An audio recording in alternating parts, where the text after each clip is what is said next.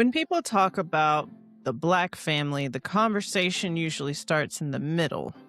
It starts with statistics, it starts with opinions, it starts with what it looks like today, but it really starts at the beginning. There's more to the story. The Black family didn't just randomly end up this way. Its structure was shaped over time by history, policy, and survival. So today, we're giving some context. To understand the Black family today, we first have to understand what it survived. This is Blacktivities. Let's go. I'm Shannon. And I'm Lisa. And KK's here too. And you're listening to Blacktivities. A celebration of all things Black. Black culture, Black history, Black perspectives, and Black panache. Celebrating our Blackness doesn't mean exclusion. Everybody's invited, but you gotta come in and have a seat. So let the Blacktivities begin.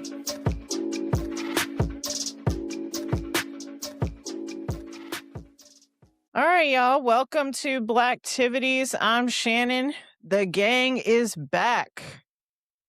Y'all want to tell the people who you are? Right here, Mona Lisa the poet. Hey.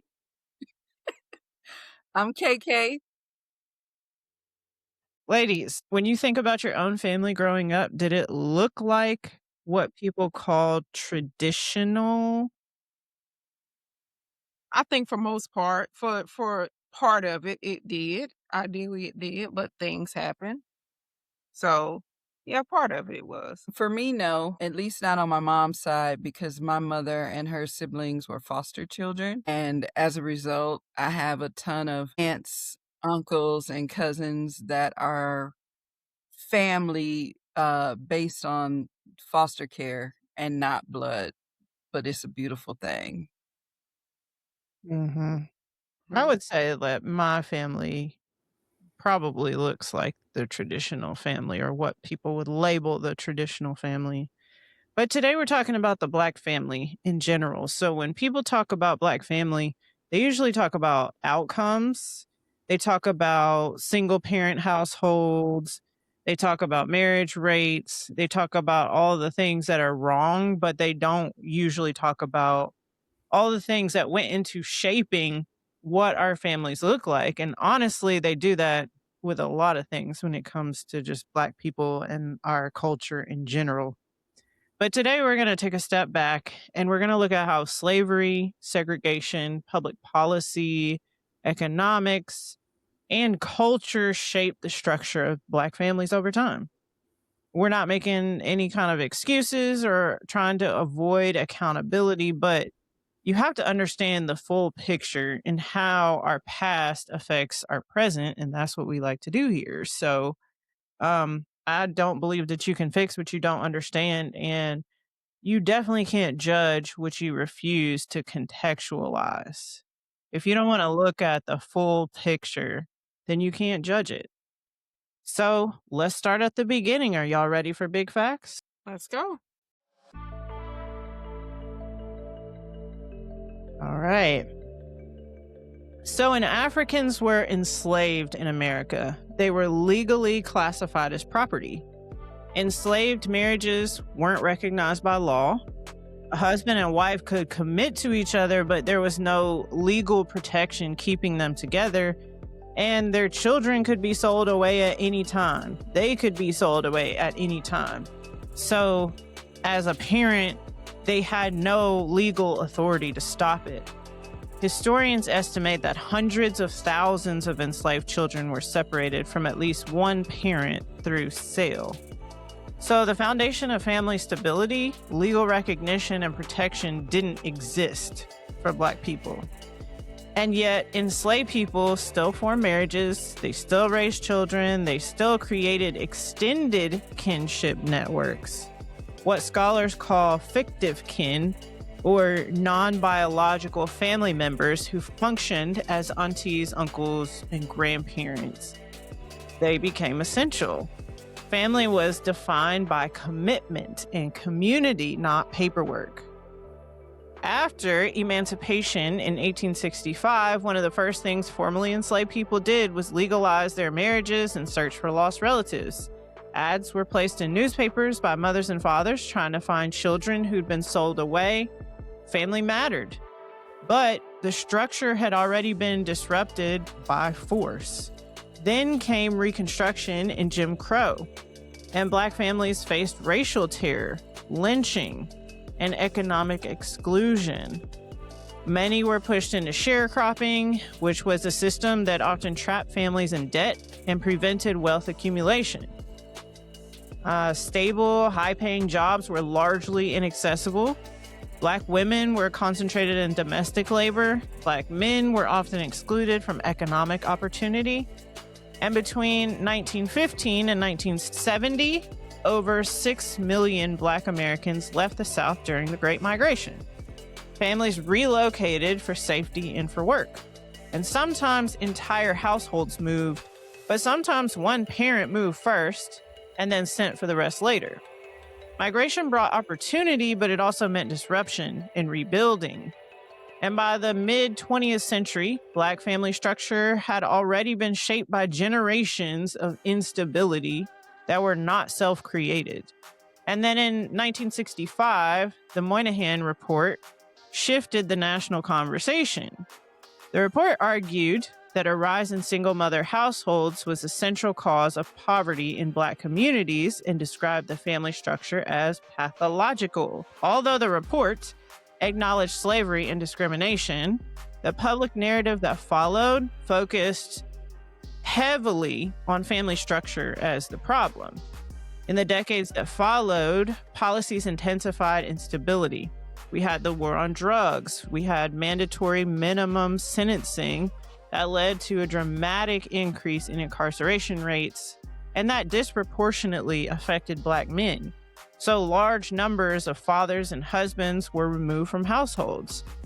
At the same time, earlier welfare policies came, in some cases, penalized the presence of adult men in the home, reinforcing that economic strain. So by the late 20th century, the Black family was increasingly described as broken, while public policy continued to destabilize it. Through all of this, the Black family adapted. So we've seen extended family networks becoming central, grandparents serving as primary caregivers, aunts, uncles, and close family friends functioning as part of the household. We've seen multi-generational living. It became both cultural tradition and economic strategy. The Black church often operated as an extension of family, providing social, emotional, and financial support. So the nuclear two-parent suburban model became the American ideal after World War II, but that model was never universally acceptable. And it was never the only form of family stability. The Black family structure we see today reflects what was disrupted, what was denied, what was removed, and how people adjusted to survive. This doesn't mean that there are no challenges. Marriage rate, economic inequality, absence of fathers are real concerns, but not just in our community, in many communities. But if we're going to evaluate the Black family honestly, we can't start in the middle. We can't start with that. To understand the Black family today, we first have to understand what it survived. And that's big facts. That's a good one. Woo! Yes. That was a lot. That was a good one. Yes. Yes. I just love it. You just nipped the whole episode in the bud. Like, I know. I mean, there's a lot can to add be to it. broken down, though. Like, golly. there's generations of things that can be broken down. Well, the only thing I think you didn't mention is that our babies were used as alligator bait, but Oh, that's another thing. We Okay. have survived so much, and I think that, not I think, we have survived so much. And yes, the traditional American Western nuclear family, or whatever you want to call it, is a thing. But we, for the sake of survival, had to build on that. And so when we think about our history and our ancestry, so you take a group of people who were tribal, but yet communal at the same time, and then you take those people, you bring them over here, and you remove the men from the homes, and automatically during colonization, that's what began to break up our families.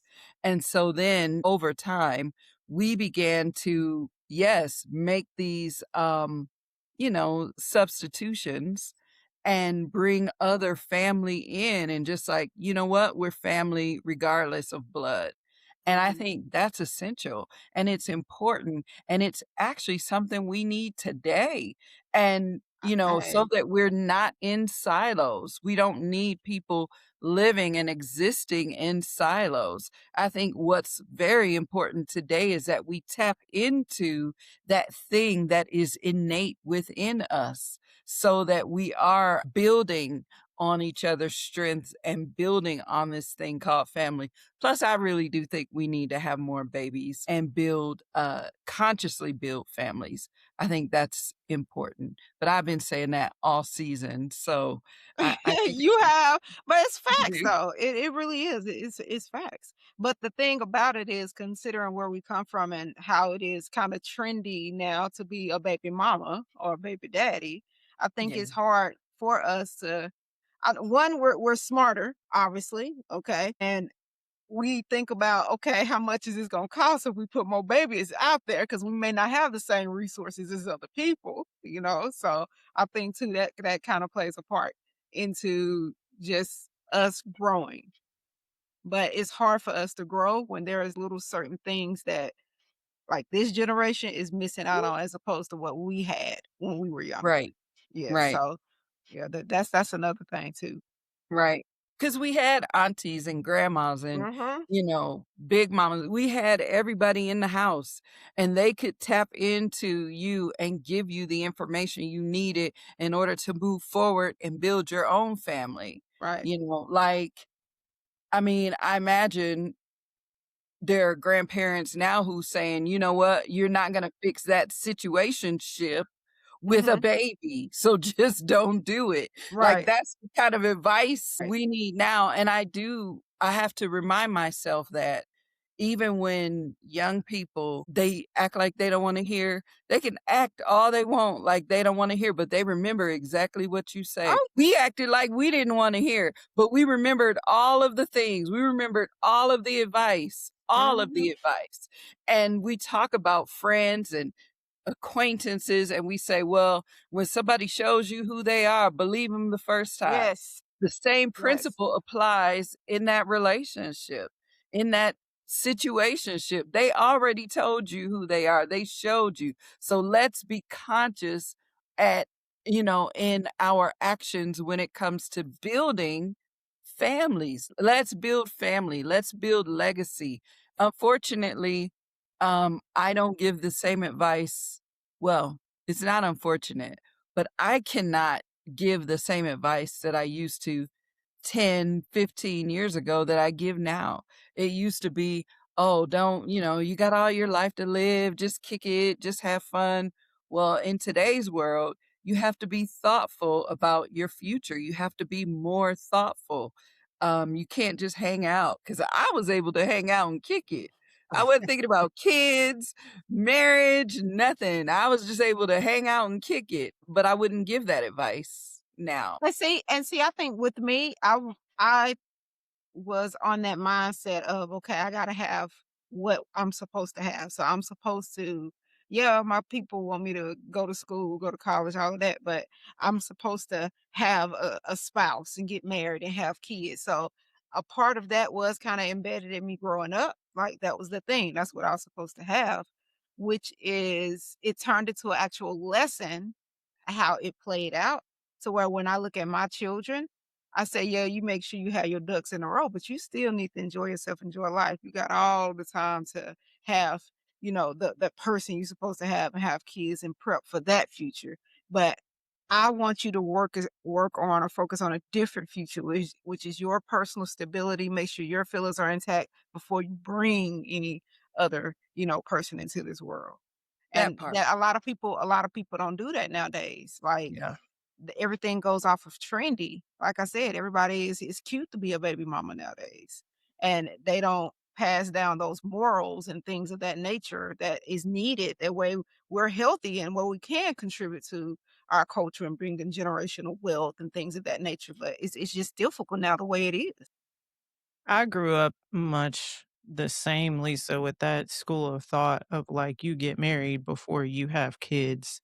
Mhm. Um, because I mean, my parents are still both of my parents are still together.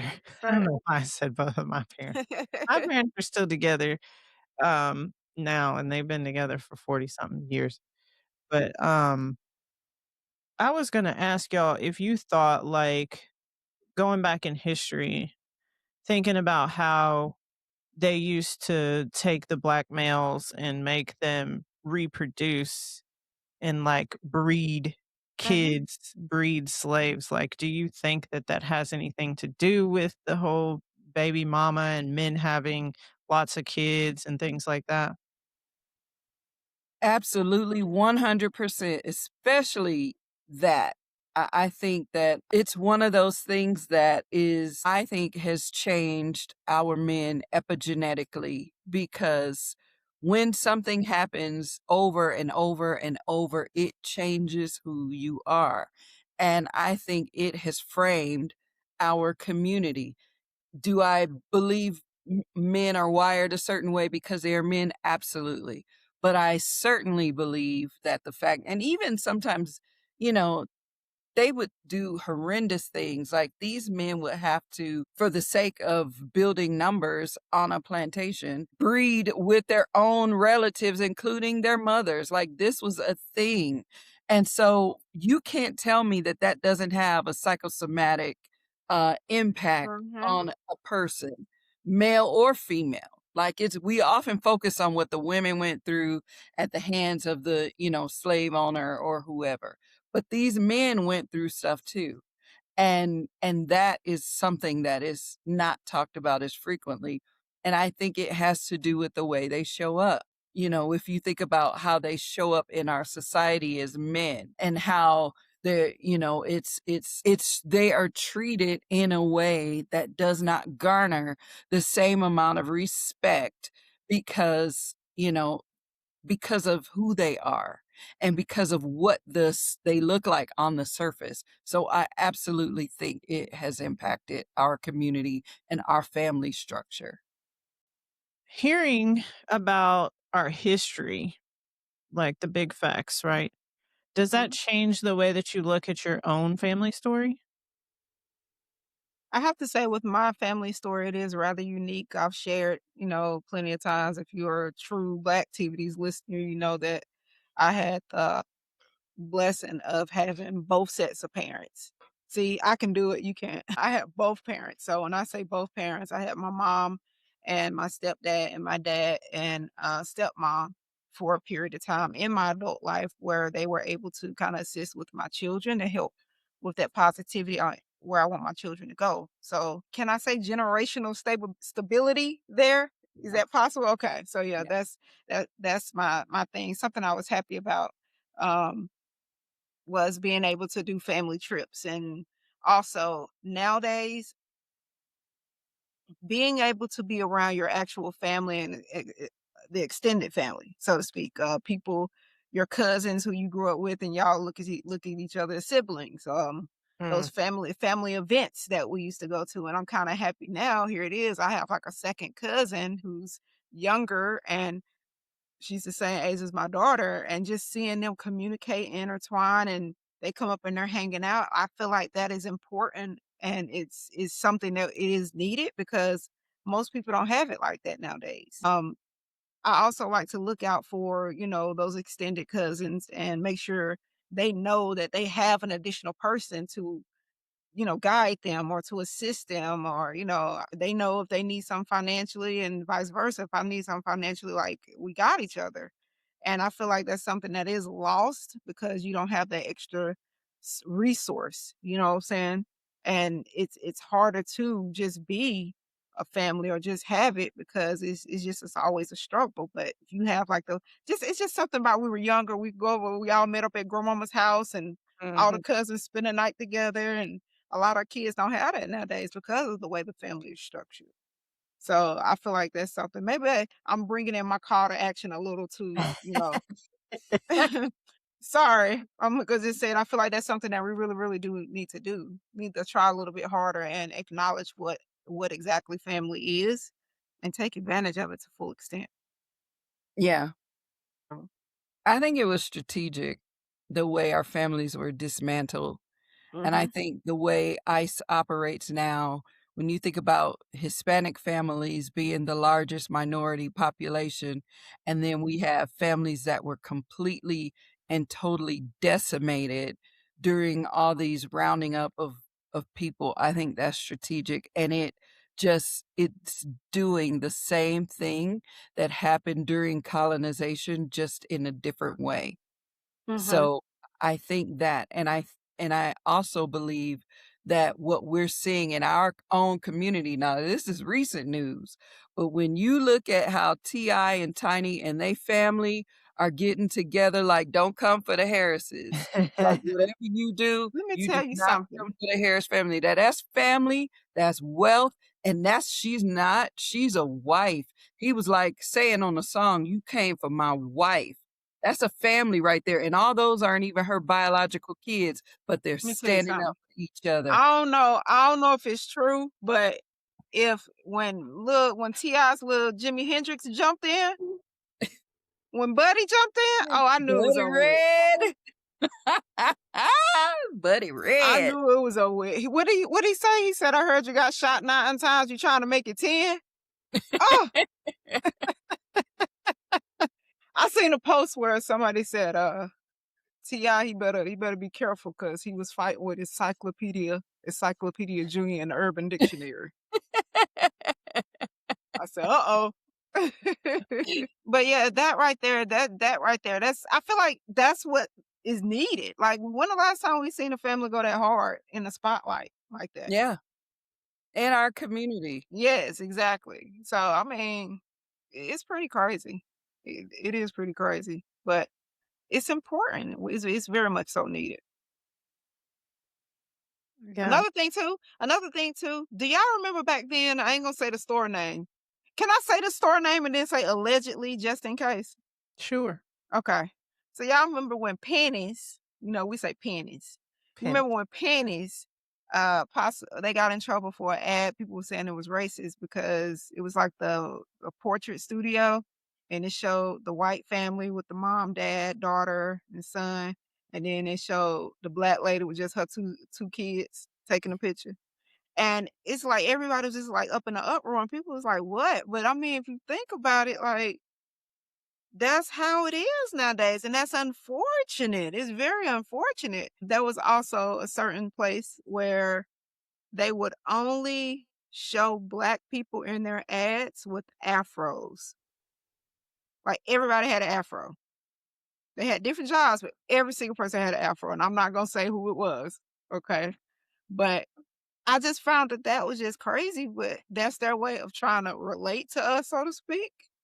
Because that's just how it is. But I'm like, dang, y'all could at least tried. We can be normal too. You know what I mean? Like, come on. Well, that kinda leads me into my next question, like, why do you think that the broken family label stuck with us so easily? Because 'Cause we're not the only ones who Mm-mm. have broken families, like, every culture has broken families. So why is it like we're the poster child for that? That's their way of trying to admit that it's like that and it's not, what I'm saying, our faults. But then again, it's just sickening because it's like they're like, nobody's going to say anything because that's how it is. It's weird. It is so weird. Why is that? I didn't answer the question. Why is that? Why do y'all think it's like that? KK? I believe that it represents a portion of who we are. My understanding is that roughly 80% of Black men marry Black women and go on to create families.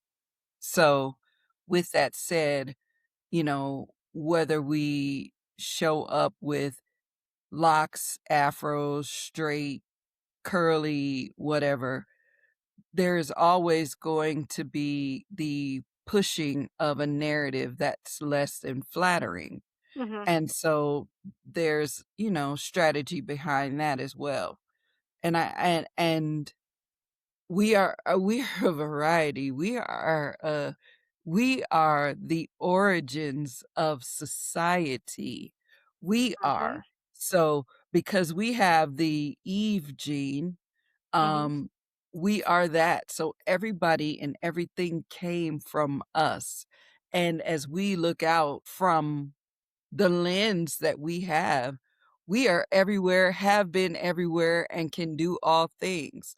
And Right. so when you have that much power, clearly there are gonna be those who don't like that and will want to create certain narratives, and the narratives created around our culture is why we're having this whole diaspora dialogue and differences that are taking place.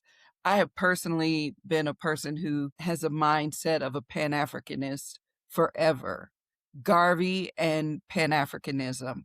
But we're seeing diaspora wars break out in our community. It's another way. Last year it was gender wars. Now we Mhm. have the diaspora wars. And that needs to stop because really we're all one. So whether I marry someone from Ghana or Nigeria or Pittsburgh, it doesn't Not matter. We Pittsburgh. all black. You know what I'm saying? It really doesn't matter. And I think that that's the thing, in my opinion, we need to hold on to, and we need to, for those who come from Caribbean nations and everywhere else, we are a black family. And this is just my 2 cents on this whole thing. We are a black community and a black family, and we need to not listen to those narratives so that we can remain united. And that's the goal in separating us. That's the goal in pushing out a narrative that Mhm. these black women are single women and these fathers are losers. They're not. For the most part, these men are showing up for their babies. Yeah. Mhm. This is true.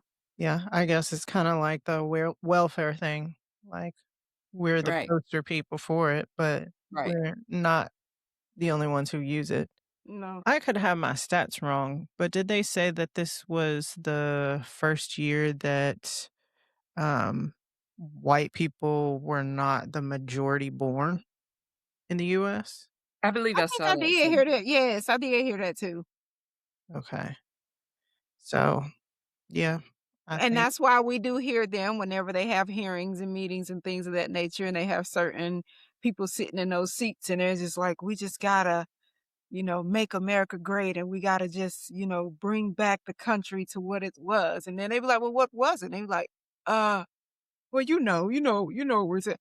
If you don't say what you said, you already up there and you look stupid. Just say what you want to say.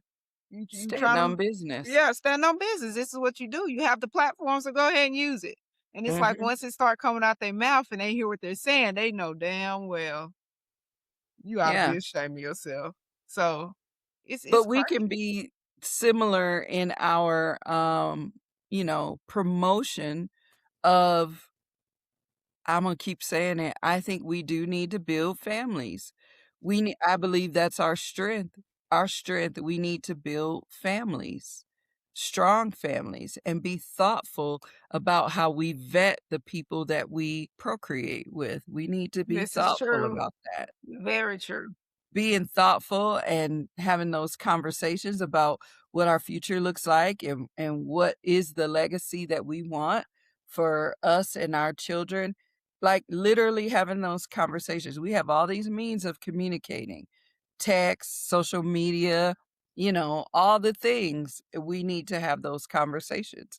And that's what we need to remind our children. Your parents were together or have been together for over 40 years. They know the cheat code to making that happen. Your step parents stayed together for years and years and years. They have Mhm. the cheat codes. That's what we need to be passing on. That's what we need to share. Those conversations around the table at the cookout, Yeah. those conversations need to happen. I don't I don't care. We can do it after we do the boots on the ground. We Oh, can do it I ain't before. doing that. We can do it whenever. You know what I'm saying? Because they gotta do some line dancing and gotta Oh do some my cooking. gosh. But in between then, we gotta listen to those folks who are at the table. We gotta hear what they're talking about. We Meaning, got stop for them to acting be like you know everything. You don't know everything. Like, just right. even if you don't agree with it, just listen. It's a part of help guide you into that right, you know what I'm saying, decision, instead of just acting on a whim of you trying to prove a point. And I'm only saying that from Yeah. personal experience. Like, Yeah. you don't have to be that way all the time. Right. Yeah. I always enjoyed, like, getting the wisdom from the elders Mhm. Yeah. and be in Mhm. the kitchen while Yes. the cooking is happening Yes. Yes. and absorbing all that wisdom. Right. Yes. And everything isn't for you, and I get that. I know that, but that's when I say, chew up the meat, spit out the bones. So you take what works, get rid of the rest, and you can still apply it to your life in a tangible way. Like, Yeah. we This need is true. that. We got these content creators. People are listening more to content creators than your own people at home who got the special sauce. They got Right. the sauce. That's who we need to be listening to. Right. Hey, your parents, in whatever format they do it, just for the family, on a broader scale, whatever it looks like, those are the people that we all need to be like tapping into. How did Mhm. you make it work? Mhm. You know, I know for me, I'll just be honest, I haven't always been the best person to vet. I haven't had a situation where I, you know, was with a terrible I didn't marry someone terrible. I didn't do Mhm. that. But I also didn't vet properly either. So Right. my thing is that you gotta vet people. You gotta talk about all the things. And I didn't vet properly. And I didn't have a name. But one thing the millennials did give us is a way of naming everything. So now we have verbiage. What is vetting? What is it called? What does it do? What does it look like? And if you say that nowadays in 2026, folks know what you're talking about. You gotta vet people. And Mhm. then that's how you know this is my person. It's not, and I said it last week. It's like that I love that song Folded, but your body is not going to decide. Your body is not going to decide if this is, I need your heart and mind to decide. It's bigger than that. You're not going to vet me based on physicality. You know what I'm saying? We need to be vetting people based on heart, mind, and kindred spirits. That's This what is you're true. vetting out. This I is think true. we also need to deal with our stuff before we get into these relationships too. That That, right there. That right there. That's a big thing. come on. Yep. That's a big thing. Meaning, it's okay to talk to people, and if you need to go get a psychiatrist, somebody that you can sit down and work it through, because it's not fair to, what if you find the most amazing person, right? And y'all can kind of balance each other out. And then you're bringing in some old stuff that that person has never experienced before. And then y'all start clashing. And that's not fair to the other person. And it's also not fair to you. So we got to heal within ourselves. So I do agree with that. And I think everybody has baggage too. It's like Which bag you want? I know. Yeah, even like I would not say that my childhood was traumatic, but I still had baggage. hmm So, I Well, everybody goes through things. Like, Right. everybody goes through things, but Right. it's, you know what? The issue is, I said this before, it all changed when the principals could no longer whoop us at school in 5th grade. That's when things changed. When them elders couldn't put a thumb on us like that, that's when things changed. when you stop Everybody, getting whoopings from the neighbor because they yep. caught you And doing then, yeah, the neighbor would jack you up. So I'm finna go tell your mama, you just running home crying, snotting, because you knew it was over with. And that's community. That's the That was village. It's the community. village. You had a Yes, the village. village for sure. And that's the major issue, is there is no village. And or people don't want to seek a village. Yeah, Thinking they know everything.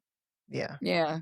And as far as I'm concerned, I'm telling you now, if you don't want me saying nothing to your child, I see Don't something bring 'em. happening, and you don't want me to say, I won't say that. But also, don't ask me to look for them if they go missing either, Ooh, because you didn't want me saying nothing to them. You didn't want me correcting them. You didn't want me. You know what I'm saying? You either want the village or you don't. You yeah. either want the village or you don't. And I'm not going to be disrespected by your child either. Mm. So, it's one of those things where you can't have it both ways. Uh-huh. It's So true. I just feel like we need to sit with that for a minute. Don't scoff and, kick the village down and then turn around and need the village. It This is don't work true. like that. No, it don't work like that. Because I'm going to tell your child, you need to have a seat. Sit down. Sit down. Sit down. Yeah, I ain't putting my hands on nobody, you know? Yeah. I think that's the difference between then and now. And then and now, I think part of the reason we use those methods was because one, it was what we knew, but Mhm. also there was so much at stake. There was a lot more, I think, at stake in the past. Mm-hmm. Um, lives were in danger. So if your parents said, you know, do what I tell you to do. Don't ask questions. Don't talk back. Don't blink. Don't think. Just do what I tell you to do. There's a lot more at stake, especially if you had parents that worked a lot and you were at home. Look, just shut the door. Don't let nobody in. Do what I tell you to do. Like there's Right. a reason for that. And no, you can't ask questions because I'm so busy working. I don't have time to entertain your questions. Well, You's now, a lie, girl, because you called your mama asking, you sat on her and be like, is Miss Patricia there, please? I need to talk to Miss Patricia. And they patch it through. Boy, what the hell you want, mama? Can I have a popsicle out the so you's a lie. You know we called our mama at work anyway. Y'all Now cussed out. my mom was like, "Don't call me unless somebody's bleeding." And I said, "Okay." My daddy was at work, and Yeah. I was there too, so There you have it. my daddy was a teacher. Right. And that's another, don't you tell them teachers that you would be at home by yourself. I mean, that latchkey kid thing was real. Yeah. That latchkey Yes. kid thing was you literally, but even now, you had the whole neighborhood looking out for your child. You had the village. Now you Mhm. can't even count on the village to Absolutely. so the criticism goes both ways. So I don't want it to just think that it's directed as parents. We as a village have abandoned our responsibilities too because you know, I gotta peek over my shoulder and look out for the village. I gotta see who's an offender in my neighborhood. Mm. And before it wasn't necessarily like that. There were people we could pinpoint. Wasn't everybody, of course, because the hood always had characters, right? We Right. saw that in Right. Friday. The hood Right. always has characters. But there were those who, after school, you go over Miss Mary's house or you let Miss Mary know you home or whatever the case may be. And that was the point of contact with your parent or, there were different things that you could do. But we had somebody who looked out, maybe told on us, maybe took the belt to us, whatever. But we had people that were reliable in the community, in the village. Mm. And right now, you really can barely even let your kids walk to school by themselves anymore. Whenever I see a little kid walking to school, my heart just starts to go crazy. Like, how old are you and why are you out here walking by yourself? Like, no, Mm-hmm. I just don't know if I could do that in this day and time. This I is had to true. tell on my neighbor's grandson. Uh-oh. Saw him walking outside the neighborhood, and I got on my phone text, and I said, I don't know if you're supposed to be there, but I saw." Yep. Well, probably saved his life. I'd This was, rather yeah, snitch on him yeah. and keep him safe, because I It's would want dangerous. somebody to do that for me. This is Yes. true. If they saw my kids walking somewhere where they weren't supposed to be. This As is long true. as the parents appreciate it, you know, it's not necessarily the child may not understand the importance, but As long as the parents appreciate it, that's all we can ask. I ain't see him walking nowhere no more. Good. Mission accomplished. All right, Lisa, do you have a piece today? We missed your Yes. piece last week. I know it. I know it. But hey, I'm here now. It's something short, sweet, simple. It's called family.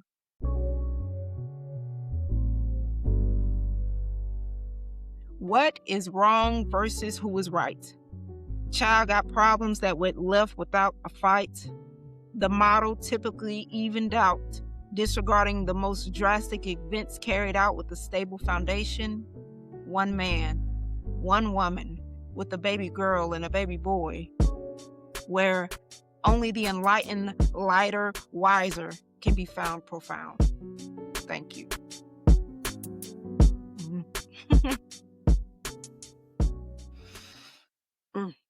All right, well, it's time for the call to action for the culture.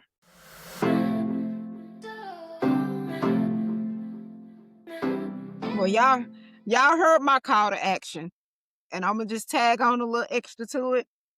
Y'all can't be so sensitive. Pay attention to these children.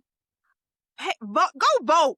Just go vote. That's what I'm gonna say. Let's just vote. Let's start right there. That's my call to action. It's important. Let's vote.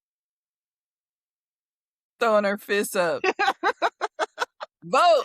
Vote. But no, for real, do your research. Like, do your research. There are certain things. Okay, if you do identify as like a Democrat or whatever Republican, but the Republicans, they getting tired of this shit. Okay, some of them flipping the script. Do you hear me?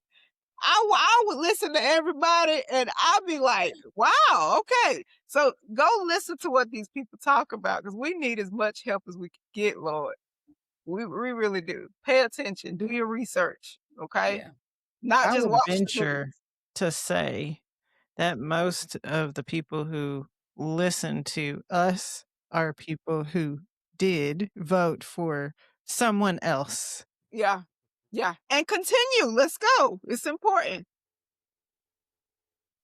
Pressure people. That's another thing. We will listen to our elders. We need to be pressuring people to vote. Because I tell you something, my mama is not, she gonna tell you, she gonna call and say early voting starts on da da da da da. You want me to come get you? And I'm like, I have a whole vehicle. I can go myself. You don't need to come get me. Let's hold each other accountable. Okay, that's important. KK, what you got? So I'm going to say this call to action again. I really do believe that it is crucial and critical and important for us to vet people and Mhm. be intentional about how we build families. Right. Not just being one of many, whatever the situation is, not just being one of many, but connecting on a level that you are on the same page and wanting to build legacy together. And you care about legacy within your family and creating families with intention, even if you are becoming part of a bonus family or whatever the case may be. However you build with intention and continue to not only build when you come together, but as you begin to grow your family, grow it with intention, build with intention, invest with intention. Think of everything strategically so that you can live the life that you want to with your children and family. Yes. All right, well, I'm calling the culture to tap more into community. I do feel like there's a lot of division, and I realize that we're not all the same and we don't all have the same beliefs. That's fine. But there is one thing that unites us, and that is we are part of the Black community. Yeah. And so I still feel like even if you don't agree with a word that we say on this podcast, that you can still root for Black people. You can still be a part of community. You can still share things, share your knowledge with people and not act like, everybody is your competition. Mm.